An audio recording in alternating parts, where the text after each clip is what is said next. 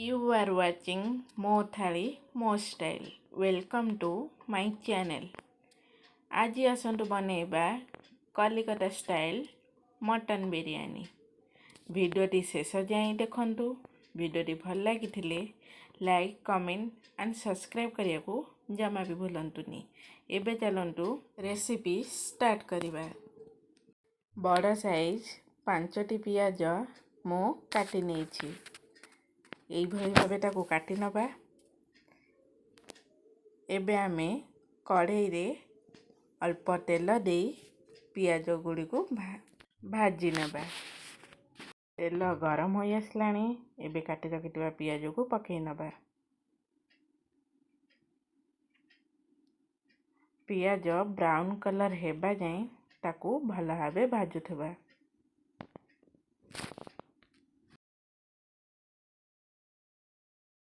देखि पारुथिबे पियाजटी brown colour हो गलानी।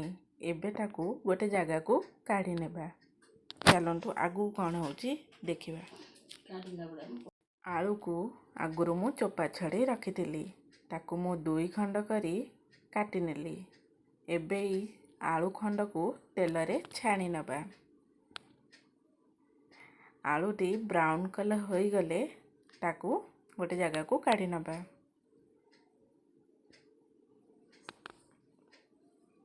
देखंतु आलू हो आसलानी। एबे मु गोटे थाली को काढ़ी नेली।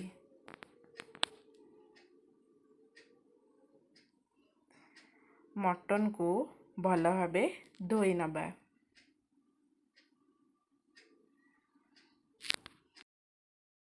एबे एथिरे मु गोटे छोट कप दही नेची। एथिरे हळदी पाउडर, काश्मीर चिली, जीरा पाउडर, बिरयानी मसला, गोलमरीच गुंड, धनिया पाउडर यही सब मसला एबे एथिरे ऐड करिबा। एबे काटी रखिथिबा धनिया पत्र ऐड करिबा। काटी रखिथिबा कंचा लंका ऐड करिबा। काटी रखिथिबा पुदीना पत्र ऐड करिबा। एबे भाजिथिबा पियाज र तेल को ऐड करिनेबा। एबे सेथिरे अदा रसुण पेस्ट को ऐड करिबा। स्वाद अनुसार लूण ऐड करिबा। एबे यहाँ को भल भाबे मैग्नेट करिनबा।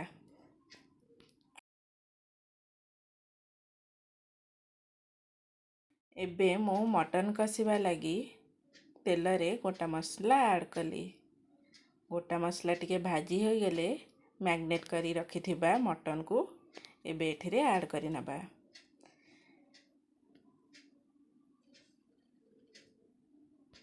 ताकू टिके गोलई नबा। हल्का पानी दे ताकू फुटिबा पई छाड़ी दबा।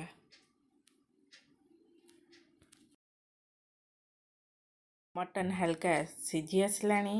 एबे छाणी रखिथिबा आलू को ऐड करी ताकू भल भाबे गोलई नबा। एबे टिके पानी दे ताकू घोड़े नबा। मटन टी 80% सिझिला जाए ताकू छाड़ी दबा।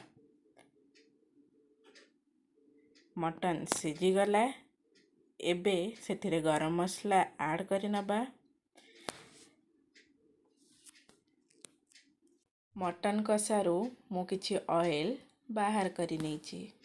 दम देला बेले यूज करिबा। एबे मटन कसारू ग्रेवी को गोटे जगह को बाहर करि नबा।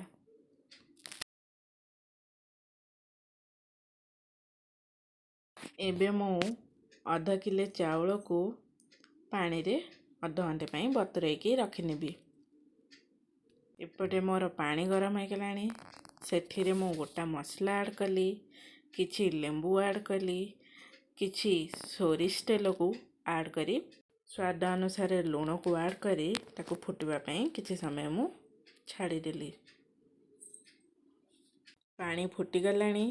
अध घंटे हो गलानी चावल को बतुरईबा। मु ताको धोई नहीं थिली।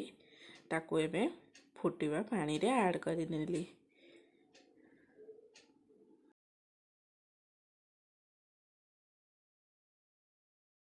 एथिरे किछि पुदीना पत्र ऐड करि नबा। देखंतु राइस हो गलानी।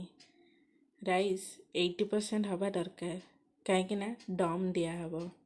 ଏବେ ମୁଁ ଗୋଟେ ଜାଗାକୁ ରାଇସ୍ ସବୁକୁ କାଢ଼ି ନେଲି। ଏବେ ଚାଲନ୍ତୁ ବିରିୟାନୀକୁ ଦମ୍ ଦେବା। ପ୍ରଥମେ କଷି ରଖିଥିବା ମଟନକୁ ଆଡ଼୍ କରିନେବା। ସେଥିରେ କାଟି ରଖିଥିବା ପୋଦିନା ପତ୍ର, ଧନିଆ ପତ୍ର, ଭାଜି ରଖିଥିବା ପିଆଜକୁ ଆଡ଼୍ କରିନେବା। କିଛି ବିରିୟାନୀ ମସଲା ଆଡ଼୍ କରିନେବା।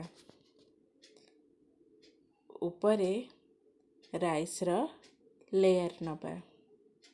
ଭଲ ଭାବେ ରାଇସ୍କୁ ସବୁଆଡ଼କୁ ଆଡ଼୍ କରିନେବା। ଦେଖିପାରୁଥିବେ ଏଇଭଳି ଭାବେ ଆଡ଼୍ କରିବେ।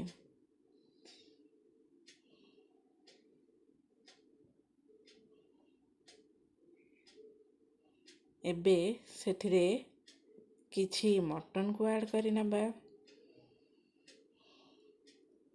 ସେଥିରେ ଭାଜି ରଖିଥିବା ପିଆଜକୁ ଆଡ଼୍ କରିବା। କାଟି ରଖିଥିବା ପୋଦିନା ପତ୍ରକୁ ଆଡ଼୍ କରିବା। ଧନିଆ ପତ୍ରକୁ ଆଡ଼୍ କରିବା। ବିରିୟାନୀ ମସଲା ଆଡ଼୍ କରି ପୁଣି ମଧ୍ୟ ରାଇସ୍ର ଲେୟାର୍ ନେଇ ନେବା। ଭଲ ଭାବେ ଚାରିଆଡ଼କୁ ଖେଳେଇ ନେବା। ଉପରେ ଭାଜି ରଖିଥିବା ପିଆଜର ଦେବା। କାଟି ରଖିଥିବା ପୋଦିନା ପତ୍ର ଦେବା। କାଟି ରଖିଥିବା ଧନିଆ ପତ୍ର ଦେବା। ସେଥିରେ କିଛି ବିରିୟାନୀ ମସଲା ଆଡ଼୍ କରିବା।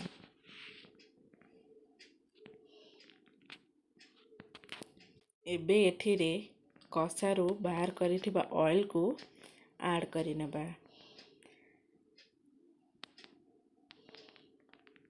ମୁଁ ଆଗରୁ ଭାତରୁ ପେଜ ବାହାର କରି ରଖିଥିଲି, ସେସବୁକୁ ଚାରିପଟକୁ ଦେଇ ଦେଉଛି, କାରଣ ତଳ ଯେମିତି ନ ଲାଗେ। ଏବେ ତାକୁ ଦମ୍ ଦେବା ପାଇଁ ଘୋଡ଼େଇ ଦେବା।